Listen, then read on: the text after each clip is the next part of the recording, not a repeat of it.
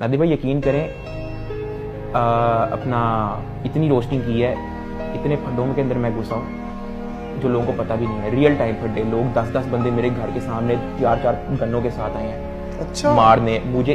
मेरी एक वीडियो है जो जिंदगी में कभी आउट नहीं हुई, मुझे किसी टिकटॉकर ने कुट लगाई है। ये मैं आपकी जिंदगी फर्स्ट टाइम मैं आपके पॉडकास्ट में ये बात कर रहा हूँ। अच्छा। मेरी एक वीडियो है जिसमें मैं एक टिकटॉकर से माफी मांग रहा हूँ, और ये बात मैंने उसको कहा था, ये वीडियो आपने आउट नहीं करनी, आप पे मैं वीडियो कभी भी नहीं बनाऊंगा। मैं इन चीजों में घुस चुका हूँ, लेकिन मैंने जिंदगी में कभी भी बातें पब्लिक नहीं की। और नहीं वो एक का मैं बता दूंगा आपको, वो आगे थोड़ा आगे अच्छा, आगे जिसमें हाथापाई हो गई है वो वाले? हाथापाई वाली नहीं मैं बता सकता, लेकिन जिसमें मुझे उसको सॉरी करना पड़ गया था बिफोर हाथापाई, उसका मैं चलो आपको थोड़ा बहुत बता दूंगा, क्योंकि हाथापाई वाला मुझे बड़ा सख्ती से मना किया।